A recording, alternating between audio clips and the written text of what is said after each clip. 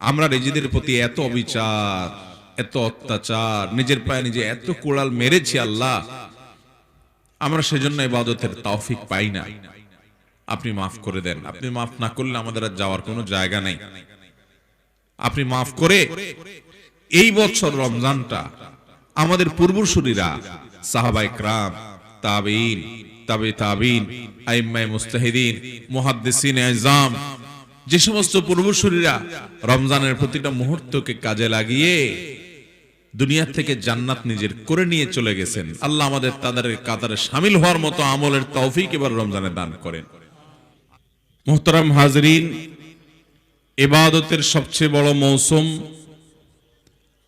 আমল এবং নেক কাজের ভরা বসন্ত রমাদানুল করিম অত্যাসন্ন।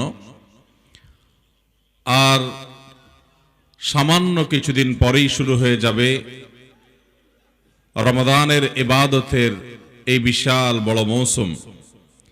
ইমানদারের সারা বছরের সবচেয়ে বড় আল্লাহর নৈকট্য অর্জনের সুযোগ,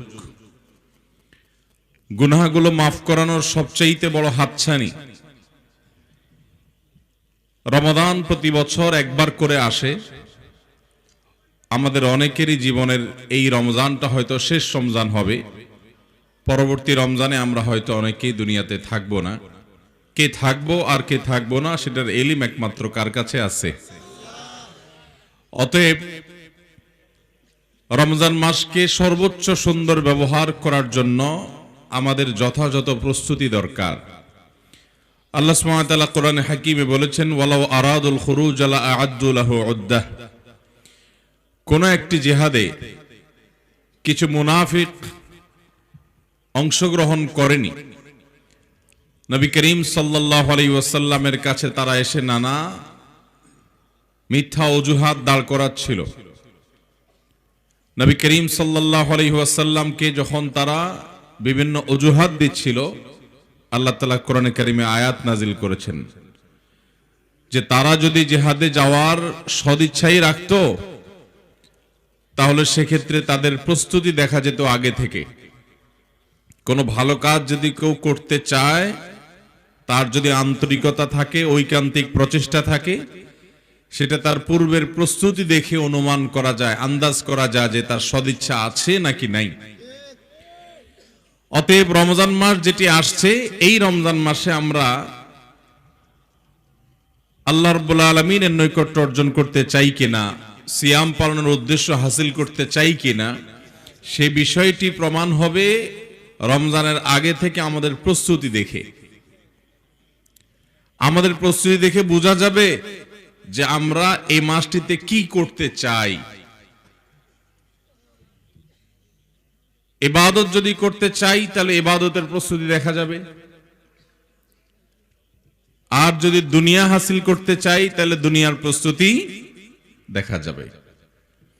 সাধারণত রমজানের আগে আমাদের দেশে প্রস্তুতির যত চিত্র আমরা দেখি, সেই চিত্রগুলো দেখে বোঝার কোনো উপায় থাকে না যে কোনো ইবাদতের মাস আসছে নাকি খানার কোনো মাস আসছে।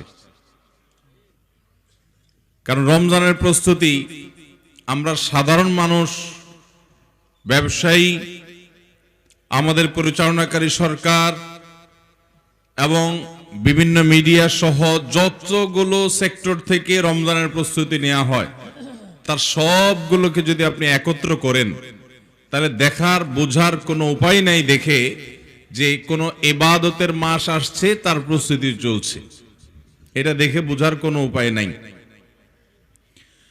সাধারণ মানুষের একটা বড় অংশ রমজান শুরু হওয়ার কয়েকদিন আগে থেকে বাজারঘাট করা শুরু করে।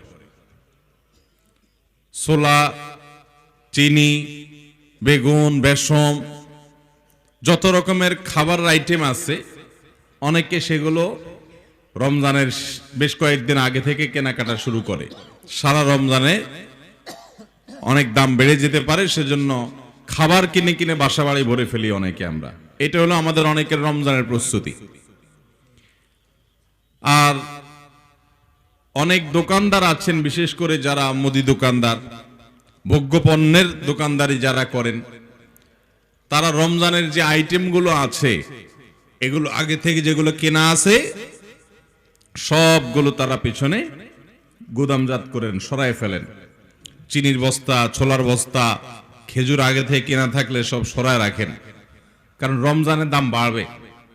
তখন অধিক মুনাফা হাসিলের জন্য বের করে তখন বিক্রি করা হবে। এ হলো দোকানদারদের রমজানের প্রস্তুতি। মিডিয়াগুলোর রমজানের প্রস্তুতি কি? বিভিন্ন টেলিভিশন চ্যানেল রমজানের ঈদের প্রথম দিন তারা কি সিনেমা দেখাবে, পরের দিন কোন নাটক দেখাবে, তারপরের দিন কি অনুষ্ঠান করবে, এগুলো নিয়ে তাদের প্রস্তুতি থাকে। এগুলো তাদের রমজানের প্রস্তুতি। অর্থাৎ আমাদের সমাজের সবার, আমরা সাধারণ ভোক্তা থেকে নিয়ে একেবারে সর্বোচ্চ পর্যায় পর্যন্ত আমাদের সবার প্রস্তুতির দিকে তাকালে বুঝার কোনো উপায় থাকে না যে এটা কি রমজান মাস ইবাদতের মাস আসছে নাকি কোনো ভোগের মাস আসছে। এটা দেখে কোনো বুঝার উপায় থাকে না। মুহতারাম হাজরিন, এটা হলো আজ আমাদের জন্য সবচেয়ে দুঃখজনক অধ্যায়, সবচেয়ে লজ্জাজনক অধ্যায়, যে আমাদের এই সমস্ত প্রস্তুতিগুলো দেখে ইবাদতের কোনো আবহ, নেকামলের কোনো আবহ, কোনো আলামত এটা বোঝা যায় না।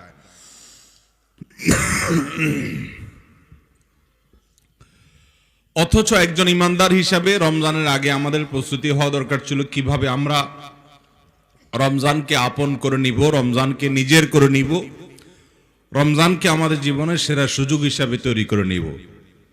আল্লাহ রাব্বুল আলামিন রমজান মাসের প্রতিটা দিন, প্রতিটা মুহূর্ত, প্রতিটা সময়কে আমাদের সর্বোচ্চ কাজে লাগাবার তৌফিক দান করুন।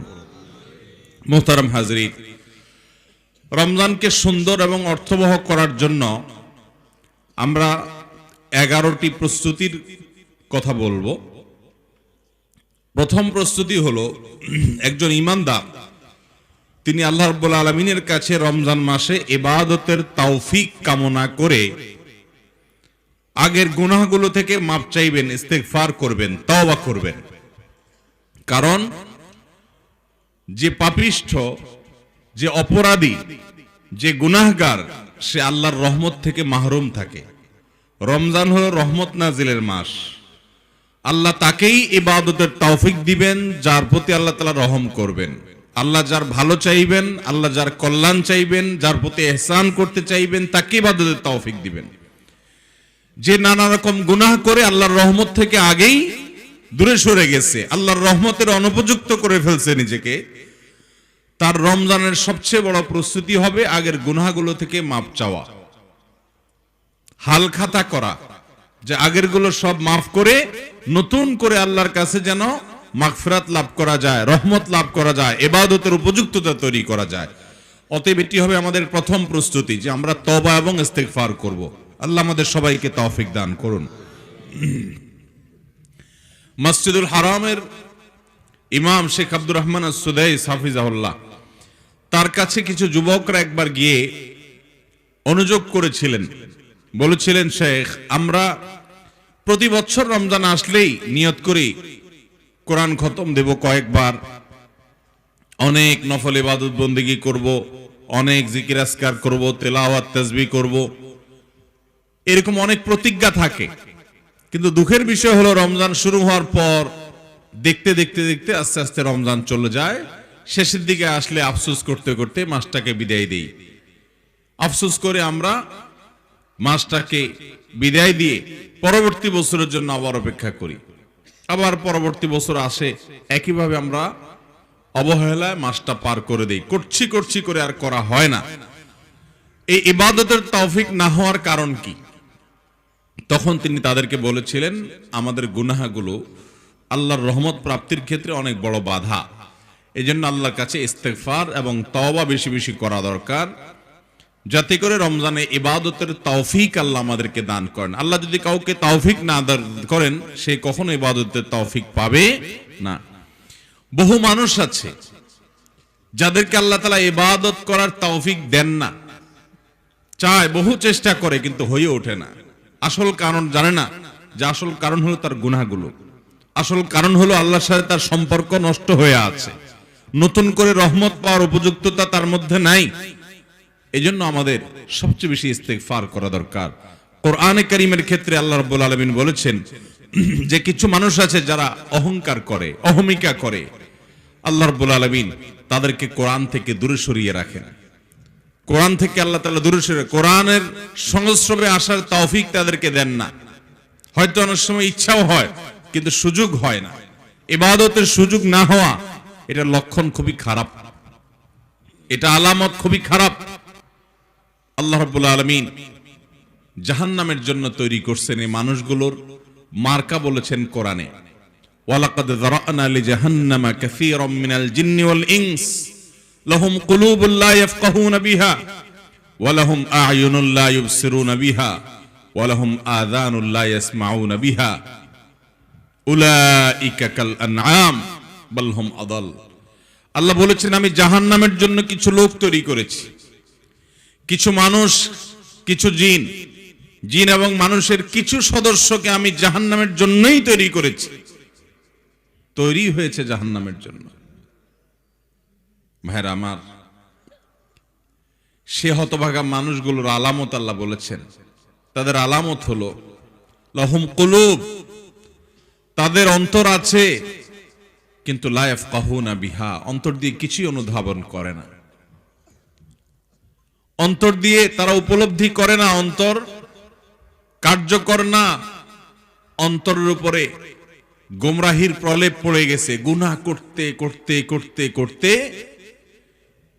হাদিসে আসছে নবী করিম সাল্লাল্লাহু আলাইহি ওয়াসাল্লাম বলেছেন, যখন মানুষ কোনো গুনাহ করে, আল্লাহর একটা নাফরমানি করে, একটা হারাম কাজ করে, তখন তার কলবের উপরে একটা দাগ পড়ে, আরেকটা যখন করে আরেকটা দাগ পড়ে, এভাবে দাগ পড়তে পড়তে পড়তে একটা আয়না যেরকম অনেকগুলো দাগ পড়তে পড়তে একটা পর্যায়ে ওই আয়না দিয়ে আর চেহারা দেখা যায় না, ভালো মন্দ নিরূপণ করা যায় না, অন্তরের উপরে গুনাহের দাগ পড়তে পড়তে এরকম একটা প্রলেপ পড়ে যায়, পর্দা পড়ে যায়, ওই অন্তর দিয়ে আর ভালো মন্দ পরখ করা, নিরূপণ করার মতো ক্ষমতা থাকে না।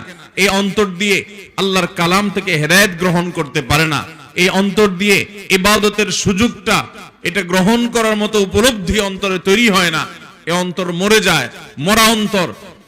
এরকম মরা অন্তরের লোক আমরা অনেকে আছি। আল্লাহ রাব্বুল আলামিন বলেছেন এই মানুষগুলো জাহান্নামের জন্য তৈরি, যাদের অন্তর কখনো কার্যকর হয় না এবং তারা অনেক কিছু দেখে, অনেক কিছু দেখে, দেখেও তাদের এই চোখ দিয়ে তারা সেগুলো থেকে শিক্ষা গ্রহণ করে না, দেখেও না দেখার ভান করে।